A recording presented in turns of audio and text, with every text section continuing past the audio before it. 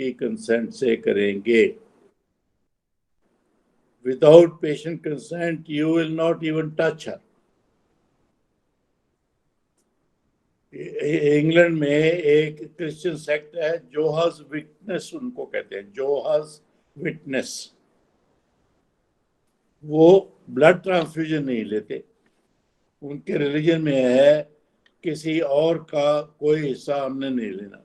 वो blood transfusion लेते नहीं, वो मर जाते हैं पीपीएच से, ब्लीडिंग से, वो नहीं लेते। लेकिन इवन डॉक्टर्स कोर्ट में गए कि जी उसकी जिंदगी बचाने के लिए, उल्टा उसको सजा हो गई डॉक्टर को कि आपने मरीज की मर्जी के बगैर, मर्जी के खिलाफ ये काम क्यों किया। सो बीटीएल तो बहुत दूर की बात है, ये लाइफ सेविंग नहीं है। बहुत सारे प्रोसीजर्स, ऑपरेशंस ऐसे होंगे, मसलन ये इसको छोड़ो, ये तो लाइफ सेविंग नहीं। पेशेंट को सीवियर एपीएच, सीवियर पीपीएच है, आप कहते हैं कि तुम्हारा इलाज तो हिस्टेरेक्टमी है। That is the only way we can save your life. हम रोज करते हैं, रोज का मतलब every now and then every gynaecologist does hysterectomy, obstetric hysterectomy for APH और पीपीएच। हम जान बचाते हैं उनकी। लेकिन अगर मरीज कह दे मेरी बच्चेदानी ना निकालो, आप उसको लाख कहें कि तुम मर जाओगी इसके बगैर, वो कहते ना मेरी बच्चेदानी ना करना, मैं नहीं, कंसेंट नहीं देती, आप उसको मरने दोगे, उसकी हिस्टेरेक्टमी नहीं करोगे। सो जिन्होंने भी ये सवाल पूछा कि बीटीएल विदाउट कंसेंट, डॉक्टर मेरा नो वे, नो वे, बिल्कुल नहीं। आप बायलैटरल ओफ्रेक्टमी करना चाहते हैं, वो कहती है ना। आप किसी वजह से हिस्टेरेक्टमी करना चाहते हैं, सीवियर उसको हैवी मेंस्ट्रुअल ब्लीडिंग हो रही है, फाइब्रॉइड बेशुमार है, कुछ है कुछ है, वो कहती है ना मेरी बच्चेदानी ना करना। इवन से आजकल कैंसर का ऑल्टरनेट ट्रीटमेंट आ गया, सीए सर्विक्स है, सीए सर्विक्स स्टेज 1 की हिस्टेरेक्टमी भी उसका इलाज है, वर्दाइम हिस्टेरेक्टमी उसको कहते हैं। आप उसको सजेस्ट करते हैं कि बीबी तुम्हें कैंसर है, तुम्हारी बच्चेदानी निकालनी पड़ेगी, वो कहती है ना मैंने बच्चेदानी नहीं निकलवानी। आप जबरदस्ती कुछ नहीं करेंगे, उसका नाखून तक नहीं काटेंगे बगैर उसकी परमिशन के। उसको कोई ट्रीटमेंट आपने प्रिस्क्राइब किया है जो उसके लिए एसेंशियल है, वो कहती है ना मैंने ये एंटीबायोटिक नहीं खाना, मैंने ये इवन स्टीरॉइड नहीं लेना, ये नहीं करना, वो कुछ भी है। पेशेंट की कंसेंट के बगैर आप कुछ नहीं करेंगे। एक थोड़ी सी मार्जिनल स्टेज ये आ जाती है, patient is unable to give consent, mentally retarded है, वो सेमी कॉन्शियस है, कॉन्शियस है, और वो इस तरह की सिचुएशन में है, फिर भी आपको उसका नेक्स्ट ऑफ किन जो है उसकी परमिशन चाहिए। मेंटली रिटार्डेड है, अगर पेरेंट्स की परमिशन नहीं, आप कुछ नहीं करेंगे।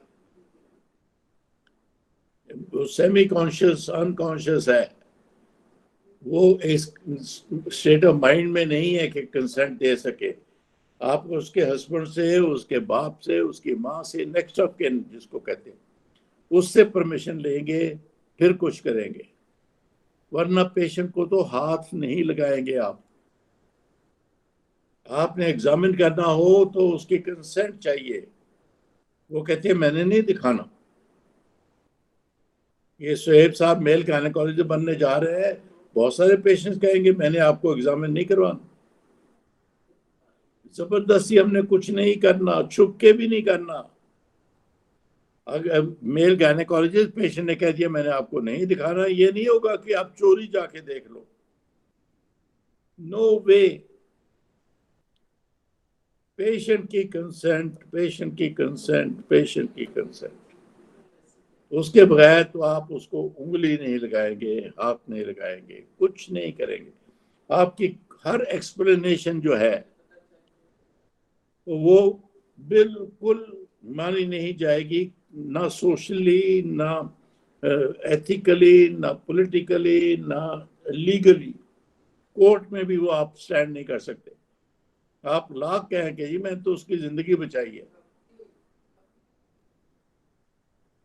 एक मैं लतीफे की बात सुना दूं। एक अंग्रेजों का सफारी पे टोला गया जंगल में, केनिया में।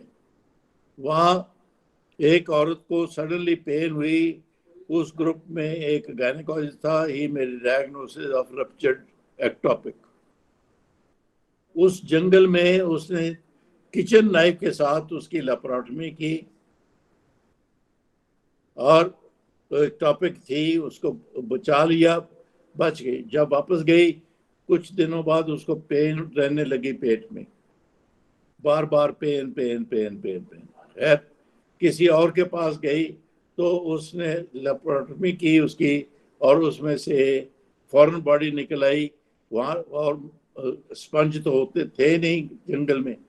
the gynecologist had used his handkerchief, उस पे उसके इनिशियल भी थे। पुराने जमाने में अपने रुमाल पे अपने इनिशियल लिखवा लेते थे, प्रिंट करवा लेते थे, या वो स्टिच करवा लेते।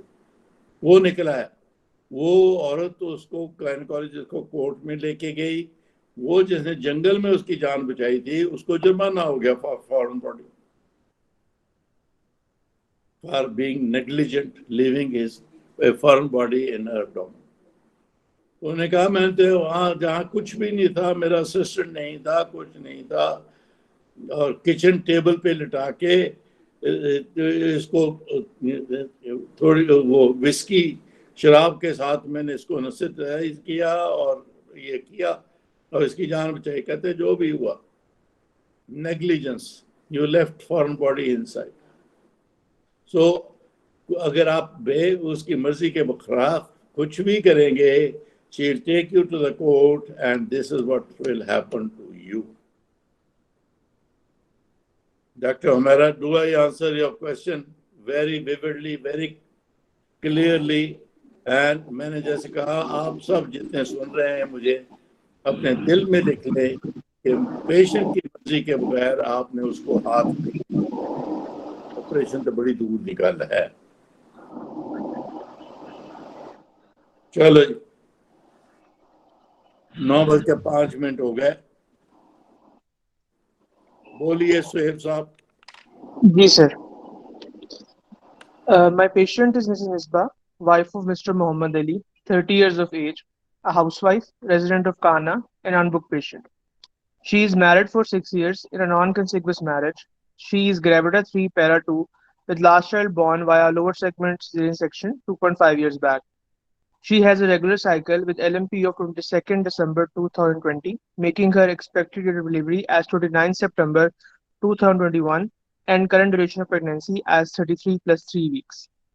She presented to the emergency of RF Model Teaching Hospital on 13th of August 2021 with complaint of vaginal bleeding for 6 hours. This was a spontaneous and unplanned pregnancy, confirmed by urine pregnancy test when the patient was 15 days overdue. She got herself booked at a private clinic nearby. Her dating scan was done during third month of pregnancy, which was normal according to the patient. There is no history of fever, rash, vaginal bleeding, or any signs or symptoms of UTI during her first trimester. She took folic acid regularly.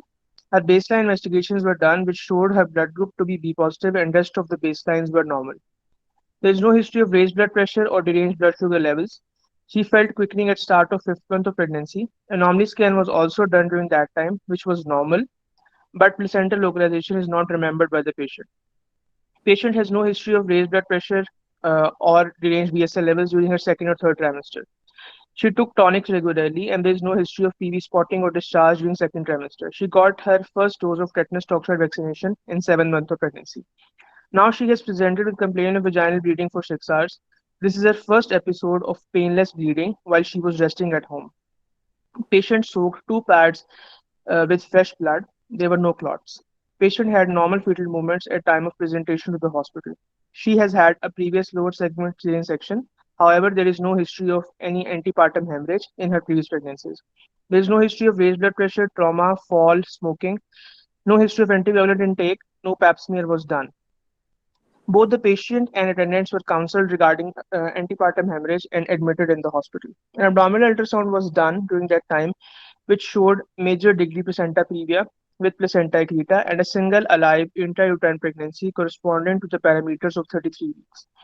High risk consent was taken for APH, arrangement of blood, need for emergency lower segment cesarean section, possibility of obstetric hysterectomy, and injury to bladder and bowel.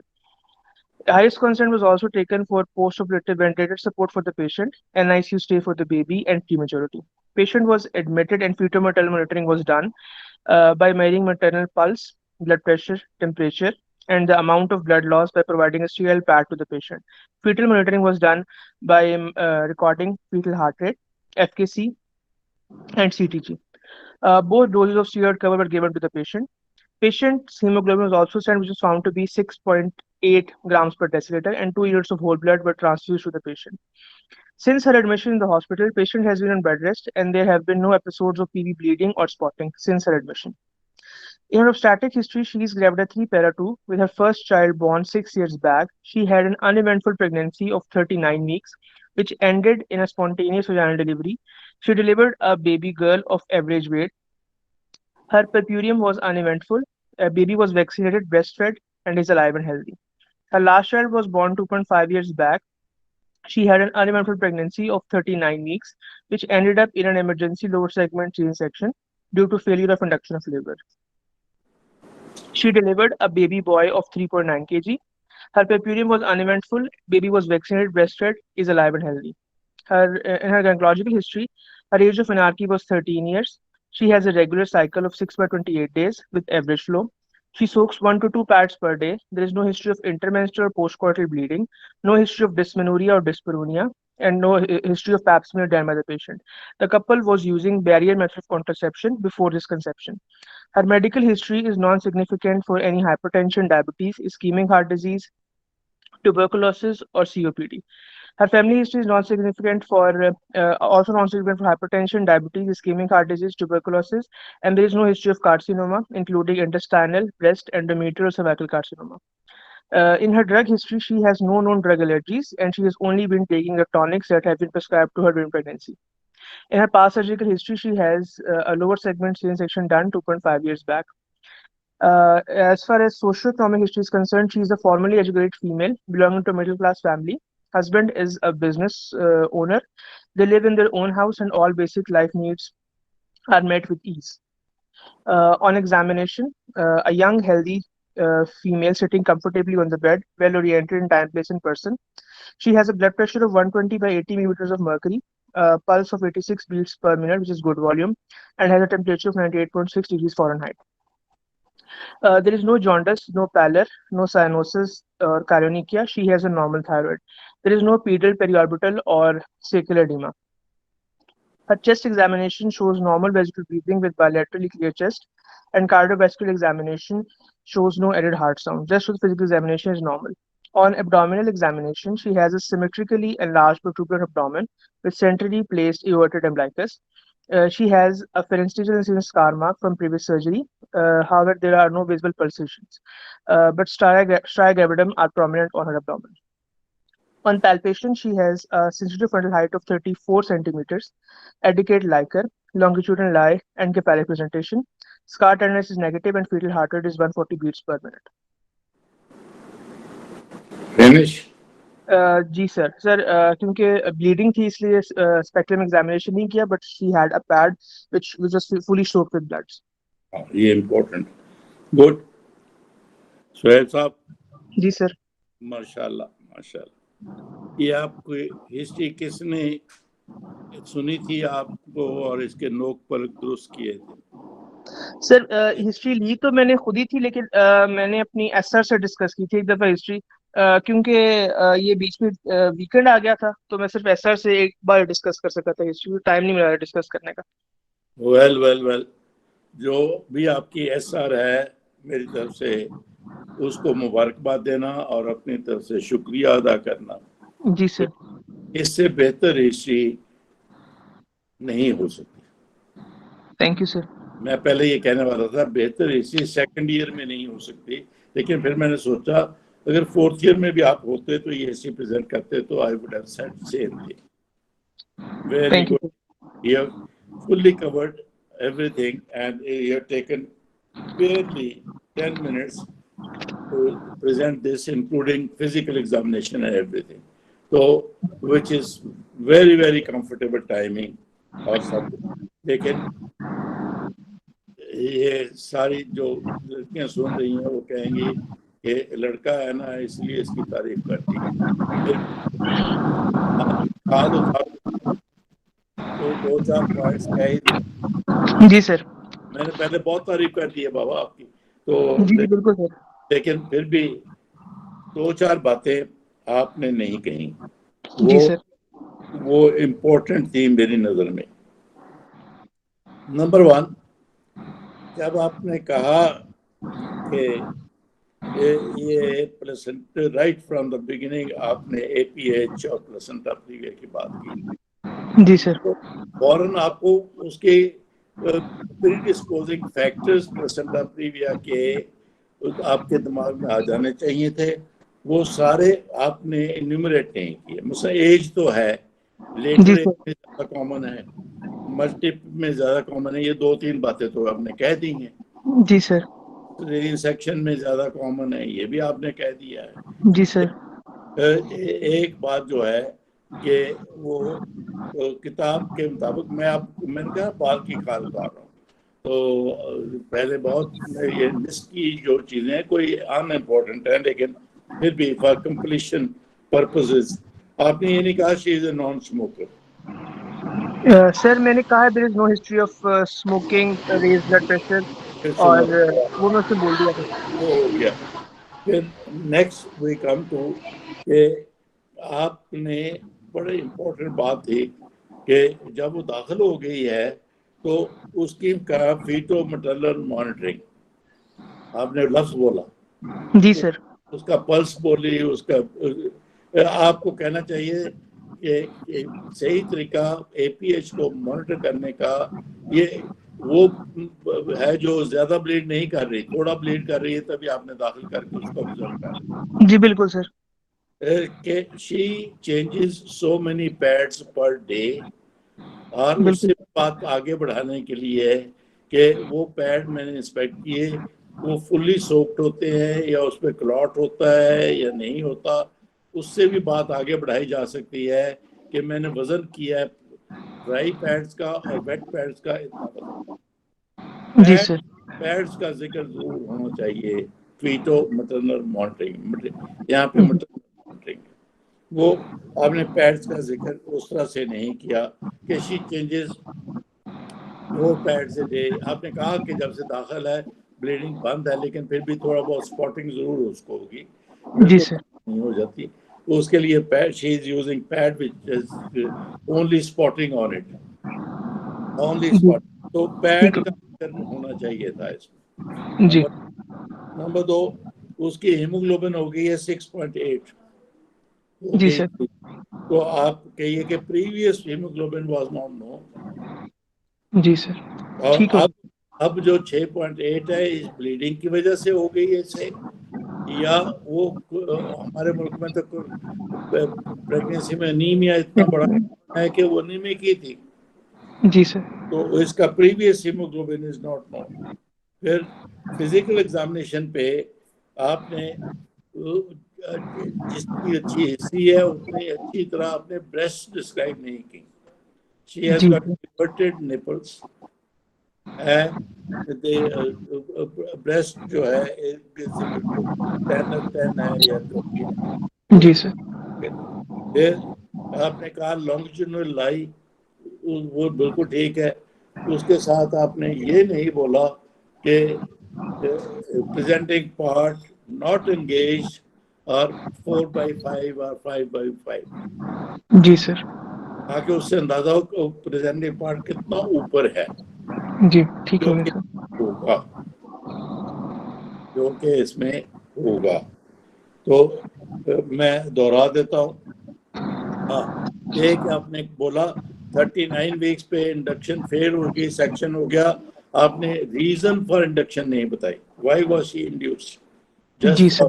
For social reason और was there any medical reason?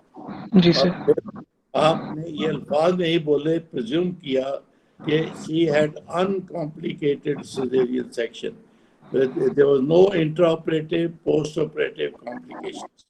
जी। और physical examination पे आपने ये नहीं बोला the scar is healthy good looking, क्योंकि broad हो जाता है अगर इन्फेक्शन हुई होती है, जी और सर। वहाँ पे कीड़ा शीड़ा बन जाता है। तो स्कार की डिस्क्रिप्शन थोड़ी और डायलेट करनी चाहिए थी। जी सर। मैंने कितनी सारी बातें निकाल ली, जी बिल्कुल सर। है ना? जी।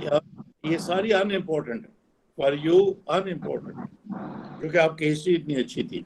लेकिन फिर भी आपके साथियों को ये बताने के लिए ये सारी बातें भी पूछी जा सकती है इम्तिहान में कि आपने ये क्यों नहीं पूछा, ये क्यों नहीं बताया, ये क्यों नहीं शामिल किया, ये क्यों नहीं शामिल किया। तो जी। मेरे भाई वो है माइनर पॉइंट्स। लेकिन आप जैसी हिस्ट्री में वो जरूर पूछे जाते कि ये आपने नहीं बताया कि इंडिकेशन फॉर इंडक्शन क्या था। जी। आप फौरन नर्वस हो जाते हैं कि चंगी भली हिस्ट्री रही है, ये क्या बीच में निकाल दिया इन्होंने। हालांकि आपने बेबी का भी बताया, वो सब कुछ ठीक है। जी तो सर। फिर फिजिकल एग्जामिनेशन पे वो आपने कहा लॉन्गिट्यूडिनल लाई, यही कोई छोड़ दी। तो उसने तो नहीं पूछा कि पहले क्या है, तो इज इट एंगेज और नॉट एंगेज।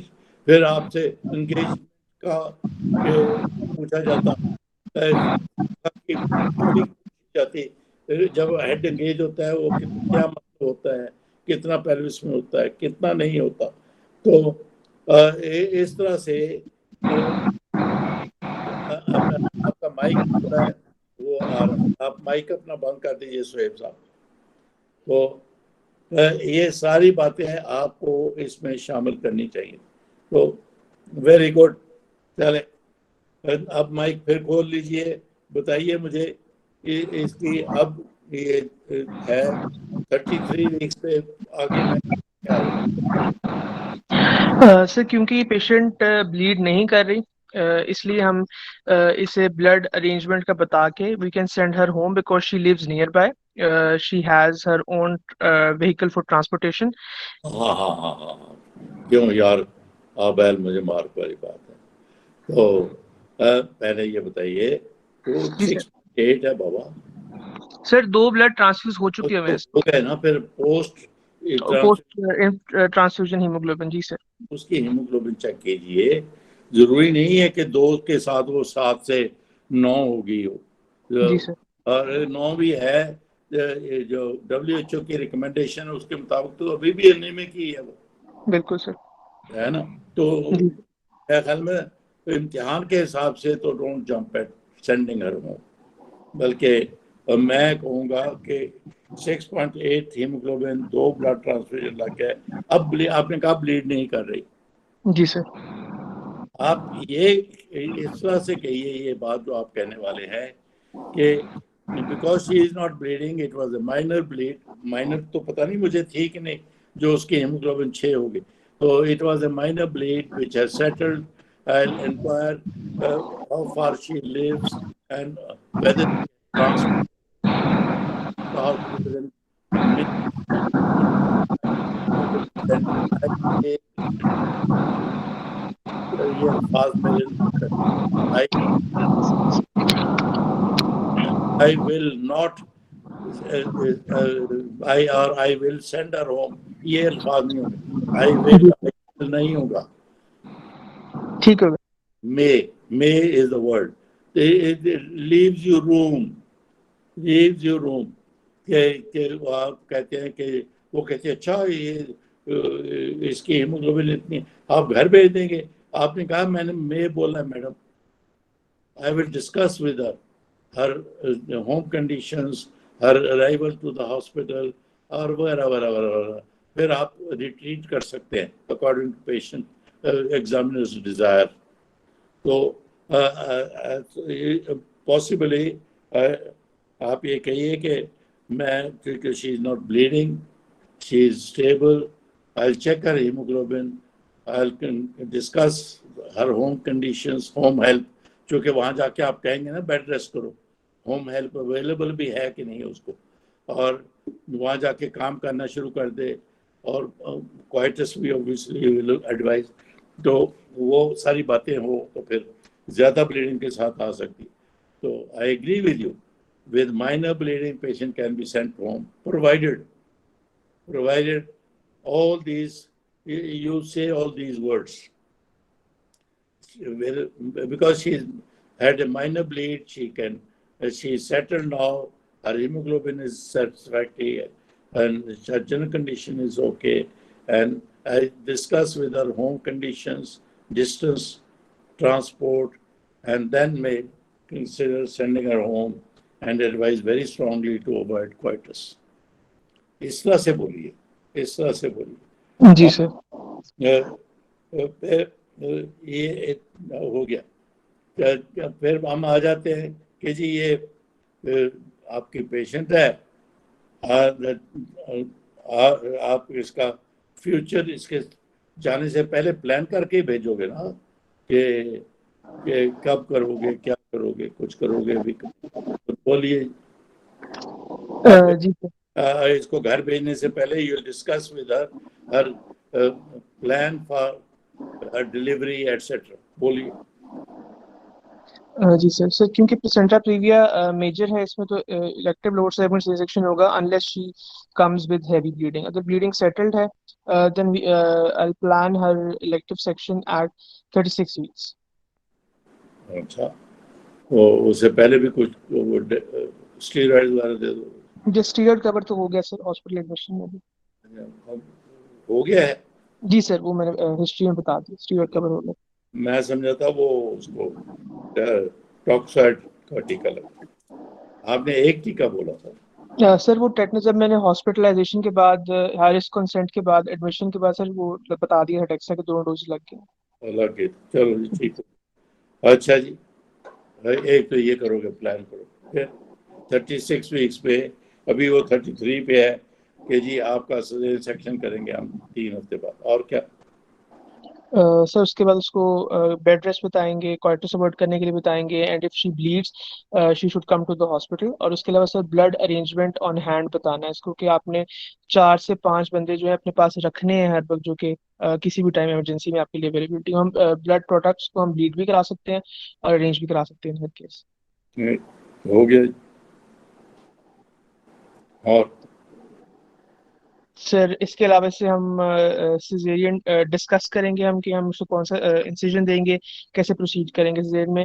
प्लस हमने ऑब्स्टेट्रिक हिस्टेक्टोमी की पॉसिबिलिटी भी डिस्कस करनी है इससे, क्योंकि प्लेसेंटा एक्लीटा है इसका। हाँ, ये तो आपने शुक्र है कह दिया। जी ये सर। कहना चाहिए था, जी सर। पहले ही कहना चाहिए, क्योंकि she is a candidate for hysterectomy बिल्कुल ऑब्स्टेटिक। सर। तो आपने कहा हम सिजेरियन सेक्शन 36 वीक्स पे, वो इनकम्प्लीट स्टेटमेंट थी। जी सर बिल्कुल। तो we will prepare her for possible obstetric hysterectomy. Possible, जरूरी तो जी। नहीं हो, जी सर। Possible obstetric hysterectomy. और उसके लिए फिर एक्रीटा की जो तैयारी है, जो आपकी तैयारी क्या होगी एक्रीटा के लिए इसमें? सर एक्रीटा के लिए हमें ब्लड प्रोडक्ट्स चाहिए, उसके अलावा मल्टी डिसिप्लिनरी अप्रोच हमें चाहिए because of injury to bladder and bowel. ये सारी बातें बोली थी। जी सर बिल्कुल। देखा, आपको आता होता है, आपने नहीं कहा तो फिर उसका आपको अवार्ड नहीं मिलता, आपके नंबर नहीं मिलते। जी sir. With this history, with all this knowledge which you have expressed and told us, you should be getting not only 6, 7, लेकिन वो ना मिलते हैं क्योंकि आपने बोले नहीं है, सारी बातें कही नहीं। जी। तो उसकी काउंसलिंग में करूँगा, काउंसलिंग घर जाने से पहले। जी सर। एक तो घर पे क्या करना है, उसने क्या नहीं करना, जो आपने बोला। दूसरा, इमरजेंसी में कब आना है, वो आपने बोला। तीसरा, कि जब आपकी सिजेरियन सेक्शन होगा पॉसिबिलिटी ऑफ स्टैटिक हिस्टेरेक्टमी की, जी और सर। फिर ये सारा बता के आपने मल्टी डिसिप्लिनरी अप्रोच मेरे कहने पे बोला, खुद ही नहीं बोला। आई विल अरेंज, ये उसको काउंसिल कर दिया, फिर हम वो इमरजेंसी में भी आ सकती है। So I will arrange multi disciplinary approach with urologist and general surgeon. जी sir. She may need emergency cesarean hysterectomy. Emergency cesarean hysterectomy. Yeah. चलें, अगर ये प्लेसेंटा प्रीविया एक्टिवा है तो cesarean सेक्शन स्कार पे होगा, इट मींस एंटीरियर है और उसके इन्वेजन इनटू द ब्लैडर है। आपके ख्याल में वो यूरोलॉजिस्ट आपका इस पेशेंट के लिए क्या करेगा if it is invading the bladder? So if it is invading the bladder, तभी उसको ना आप अंदर। जी सर बिल्कुल। हाँ, सर ब्लैडर इंजरी के लिए तो सर अगर हम इसमें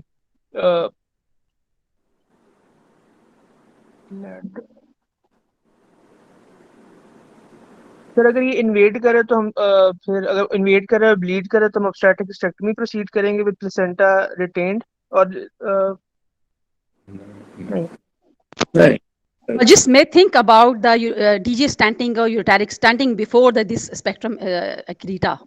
वो आते हैं, उधर भी आते हैं गुलनाथ। जरा हम पहले इधर उनको जवाब दे लेने दो, फिर मैं बताता हूँ क्या करें। बोलिए जी सोहेब साहब, फिर आप क्या करें? हेलो। जी जी सर। हाँ जी, यूरोलॉजिस्ट आपके ख्याल में क्या करे? सर अगर ब्लैडर में इन्वेड कर रहा है तो प्लेसेंटा सेपरेट करने के बाद अगर ब्लैडर में कोई डिफेक्ट होगा तो उसी को रिपेयर करेंगे। आप हैं, लेकिन you were not prepared for this question. जी सर। जो आपसे साफ ज़ाहिर होता है, तो आपको कहना ये चाहिए इफ प्लेसेंटा वो इंक्रीटा परक्रीटा वगैरह इन्वेडिंग द ब्लैडर है, द पॉसिबिलिटीज नंबर 1 कि वो जो प्लेसेंटा को सेपरेट करेगा और ब्लैडर को रिपेयर करेगा। नंबर 2 पार्शियल सिस्टेक्टमी करेगा अगर सेपरेट नहीं हो रहा प्लेसेंटा। नंबर 3 अगर यूरेटर को भी इन्वॉल्व कर रहा है, जो कि बड़ी मेसी सर्जरी होती है उस तो फिर वो यूरेटर को काट के दोबारा इम्प्लांट करेगा ब्लड या जो भी है। You have to mention these things ताकि एग्जामिनर को लगे कि विद इट। आपके पहले जवाब से तो बिल्कुल बेग सा कि वो ब्लैडर को रिपेयर कर दे, फुल स्टॉप। एवरी ब्लैडर जो इनक्रीटा परक्रीटा ब्लैडर में जाएगा कांट बी रिपेयर्ड। सम बहुत दफा होगा कि आप इस तरह के हिस्टेक्टमी करोगे, सर्जन भी बाहर बैठा है, यूरोलॉजिस्ट भी बैठा है, उनकी जरूरत ही नहीं पड़ी अंदर आने। जी सर।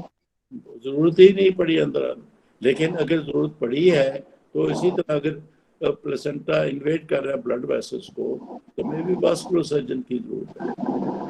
आप इस तरह से विद कॉन्फिडेंस बोलेंगे। अच्छा, फिर हम वापस आते हैं।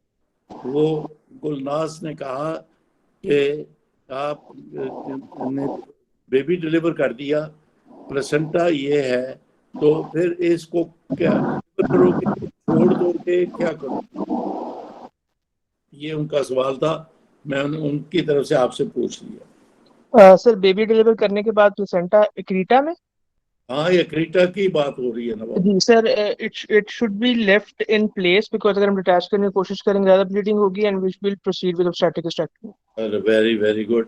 तो सपोज कि आप इसको छोड़ते हैं और ये फिर भी कंटिन्यूस टू ब्लीड, फिर क्या करेंगे? सर प्लेसेंटा को इसकी प्लेस पे ऑब्स्टेट्रिक हिस्टेरेक्टमी तो सर हम प्रोसीड कर रहे हैं उस पोजीशन में।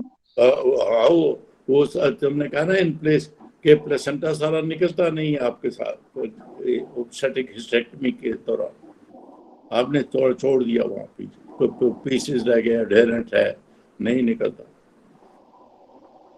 सर ऑब्स्टेट्रिक स्टेक्टमी हमने प्रोसीड कर लिया, प्लेसेंटा रिटेन्ड है। अभी सर एडहेरेंट है टू ब्लैडर और सराउंडिंग एरियाज। सर हम इंजेक्शन मीथोट्रेक्सेट दे सकते हैं पेशेंट को फॉर द रेमिनेंट वो प्लेसेंटा? फौरी तो नहीं ना एक्ट करता, जी sir. Will be long term, long term. जी सर। ये बताइए कि शॉर्ट मुझे टर्म का है, आइडिया नहीं है सर। आपके क्लास फेलोज में से जो क्लास में बैठे हैं, उनमें से किसी का एक सेशन है, वो भी मैं आता हूँ वहाँ पे। लेकिन आप क्या करेंगे, नंबर वन जो मोस्ट कॉमन है बाबा, वो तो है पैकिंग। जी सर। जब आप कुछ और ना कर सकें तो पैक करते हैं। तो जी पैक जो है रख के हाफ एन आवर सो फिर उठाते हैं। अगर ना हो तो पैक बीच में ही रख के छोड़ देते हैं, बंद कर देते हैं। सो पैकिंग जी is sir. The, so we use sponge, the abdominal sponges to pack that area and stop. अगर फिर उस पैकिंग से भी ब्लीडिंग बंद नहीं होती तो फिर इस एरिया की ब्लड सप्लाई कहाँ से आती है? सर यूट्राइन आर्टरी से आते हैं। Uterine artery is branch of, फिर इंटरनल आइलेक। हाँ, तो यूट्राइन आर्टरी तक पहुंचना उसमें ब्लीडिंग में जरा मुश्किल होता है। इंटरनल आइलियक जो है वो उसको बांधना आसान होता है। So next answer is we can tie internal iliac artery bilateral. जी सर। बाइलेटरल अब तो हम खुद कर सकते हैं ये, नहीं तो आप कह सकते हैं मैं वास्कुलर सर्जन को बुलाऊंगा, वो इंटरनल इलियक आर्टरी बांधेगा। ये अल्फाज के ही है, जी सर। ठीक है। अच्छा, सपोज आपने कभी ऐसा असेस किया है पेशेंट जिसके पैक रख के फिर बंद कर दिया गया? नहीं सर, ऐसा असिस्ट नहीं किया। फिर आप, हालांकि आप तो वहाँ टीचिंग अस्पताल में है, वहाँ पे पेशेंट आते होंगे, लेकिन आएगी कोई पेशेंट जिसमें आप पैक रख के फिर बंद कर आते, छोड़ आते। जी एक सर। हेलो अरुण, मैं क्लास ले रहा हूँ। तो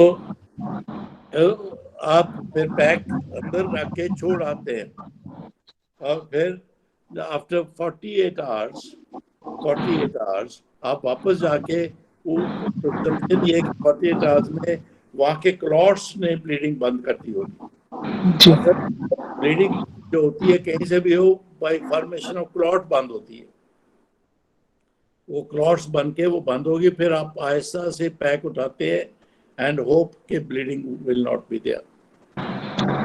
फिर आपका अगर बीच में छोड़ दिया तो फिर क्या करेंगे आप? फिर वो इंजेक्शन मीथोट्रेक्सेट के वो दिया जा सकता है, वो लास्ट, वो बाद की बात है, फॉरी इट डजंट एक्ट। जी सर। ठीक है, तो हम आ गए। डॉक्टर साहेब आप प्लीज माइक ऑफ करते हैं। माइक ऑफ कर दीजिए प्लीज सर। तो मैं आप लोगों की सहूलत के लिए कि अगर आपने ये पेशेंट जिसका डायग्नोज हुआ है कि इसको प्लेसेंटा एक्रीटा है, ये दाखिल कर ली, ब्लीडिंग बंद हो गई, अब मैं आपको डिफरेंट सीन्स और सिनेरियोज और सिचुएशंस में लेके जाता हूँ। एक पहली पेशेंट तो ये है कि जिसमें ब्लीडिंग बंद हो गई, उसमें आप नंबर वन इवेल्युएट करेंगे पेशेंट की जनरल कंडीशन, इवेल्युएट करेंगे पेशेंट की होम कंडीशंस, पेशेंट का होम से अस्पताल का अराइवल का टाइम एंड ट्रांसपोर्टेशन, ये तीन चीज़ें असेस करके you may let her go home with advice के घर पे उसने कोई काम नहीं करना, कोई क्वाइटस नहीं, कोई कुछ नहीं। एक तो ये। दूसरा ये कि अगर पेशेंट थोड़ा थोड़ा ब्लीड करती है, जिसको मॉडरेट ब्लीड कहते हैं, उसको हम डेली असेस करेंगे how much blood is she is losing ताकि वो होता है थोड़ा सा पैड गीला हुआ है, बदल लिया, फिर थोड़ी सी ब्लीडिंग है जी, कोई ज़्यादा नहीं है ना, वो थोड़ी थोड़ी करके बहुत ज़्यादा हो जाती है। उसकी डेली हीमोग्लोबिन असेस करेंगे और पैड्स को एक पॉसिबल असेस करेंगे कि उसमें कितना ब्लड लॉस हो रहा है, और उसको घर में वहीं पे रखेंगे और ब्रेनुला लगा के रखेंगे ताकि अगर फौरन ड्रिप लगाने की ज़रूरत हो तो क्या करें। और रेंज ब्लड करेंगे उसके 6 to 8, वो फ्रिज में होंगे।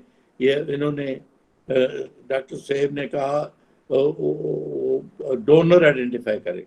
मेरा ख्याल है वो ज़रा कमज़ोर हो जाती है सिचुएशन कि जब पेशेंट को ये ब्लीड करते हैं तो ऐसे करते हैं उफ, उफ, उफ। तो इसलिए उस वक्त डोनर को ढूंढना मुश्किल हो जाता है। बेहतर ये होता है कि उसका ब्लड लेके फ्रिज में रेडी रखो।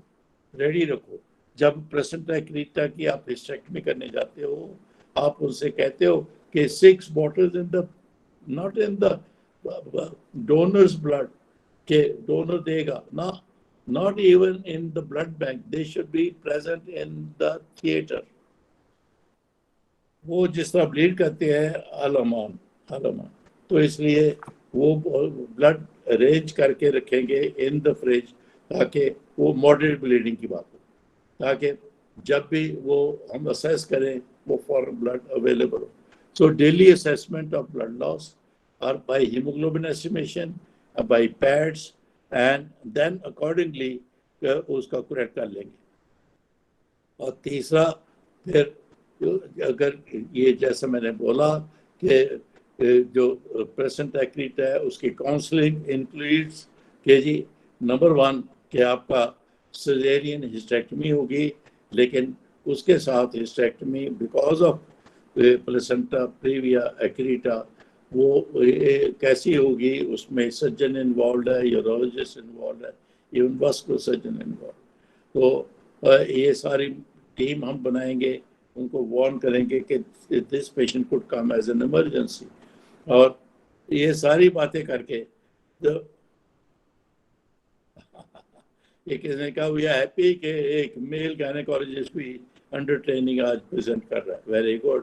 तो he is good, all of you will appreciate that.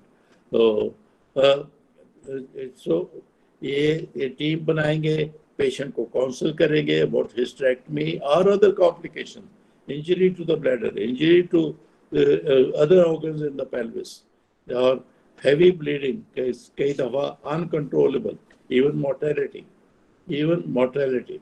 तो it carries certain mortality placenta accreta. तो ये काउंसिल करें, और फिर उसके बाद आ जाता है जब काउंसिल कर लिया, फीटो मैटरनल मॉनिटरिंग जैसा डॉक्टर साहब ने बड़ा अच्छा बताया। लेकिन ब्लीडिंग में एपीएच में हम एम्फेसिस करेंगे, डेली में पैड इंस्पेक्ट करूँगा और उसको वेट करूँगा और देखूँगा कितना ब्लड लॉस हो रहा है। और फिर जो हिस्टेक्टमी के दौरान आपसे पूछा जाएगा इसको इंसिजन कौन सा दोगे, क्योंकि ये सीधा सिजेरियन सेक्शन नहीं है।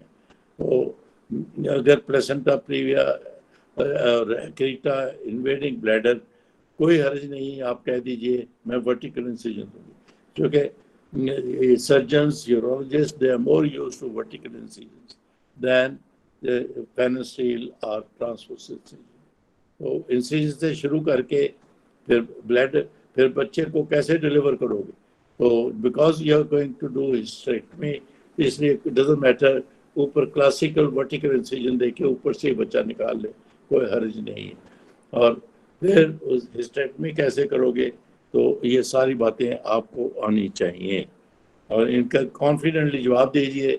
और तो इंशाल्लाह जितना मुश्किल केस हो उतना पास होना आसान होता है, मैंने ये बहुत दफ़ा कहा है आपसे।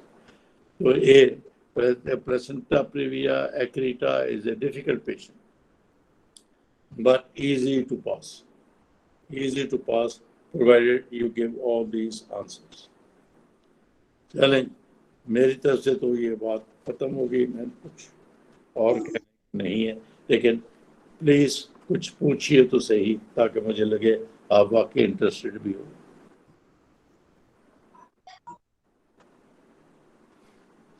Hello hello sir hello Gulnaz hello जी। अस्सलाम वालेकुम सर। वालेकुम सलाम जी, बोलिए। सर मैं आई आस्क अ क्वेश्चन? जी मैं तो मिन्नत कर रहा हूँ आप लोगों के, पूछो, पूछिए। हेलो। ये करना था कि सर अगर हमारे पास लो लाइंग प्लेसेंटा या मेजर डिग्री प्लेसेंटा प्रीविया आ जाए तो उसके लिए इज इट नेसेसरी कि हमारे लिए हमें सिर्फ अल्ट्रासाउंड ही इनफ होगा, या फिर इसके लिए हमें कुछ और डॉपलर के साथ कुछ और भी कराना होगा, लाइक MRI समथिंग एल्स मतलब टू रूल आउट अदर? और जो करवा सकते हैं आप वो MRI है।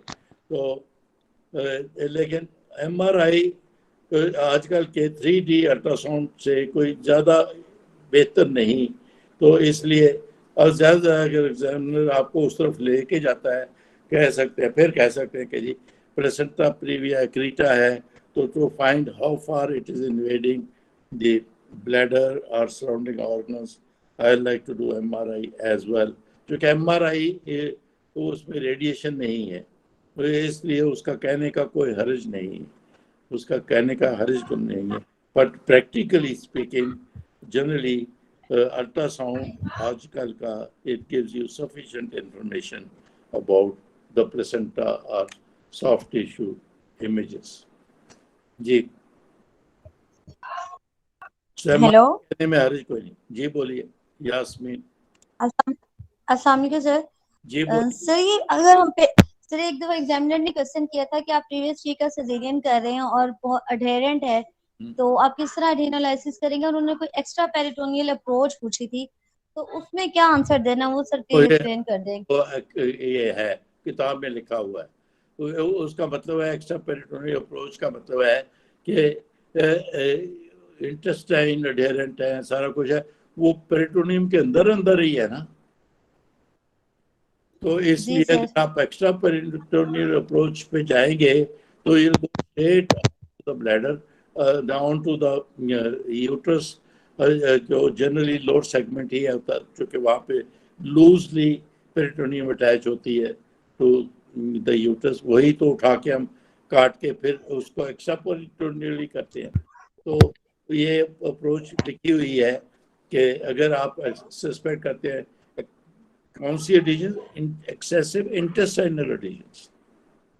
सर बस उन्होंने पूछा था कि एक बहुत मिनट ज्यादा मैंने एडेरेंट खत्म नहीं किया। है। मेरा एक्सेसिव इंटेस्टाइनल एडिशन अगर सस्पेक्ट करते हैं फिर एक्स्ट्रा पेरिटोनियल अप्रोच हो सकती है, but if you suspect bladder is adherent तो वो स्पेस जहाँ पे आपने एक्स्ट्रा पेरिटोनियल पहुंचना है वहां तो ब्लैडर अडेरेंट है, वो सेपरेट करना मुश्किल हो जाता है, उसमें extra peritoneal approach is not that useful. So your answer to the examiner would be, if I suspect excessive intestinal adhesion, then extraperitoneal approach can be useful. उसमें ये होगा कि आप पेरिटोनी को नहीं खोलेंगे, उसको पुश करते जाएंगे आहिस्ता आहिस्ता एंड सेपरेट करेंगे ब्लैडर से, और फिर जो जब यूट्रस विजिबल हो जाएगी उसको वहाँ से बच्चा डिलीवर कर लेंगे। ये थ्योरी की बातें हैं, प्रैक्टिकली नॉट, लेकिन इम्तिहान में आप ये कह सकते। Thank you sir. जी पूछिए। और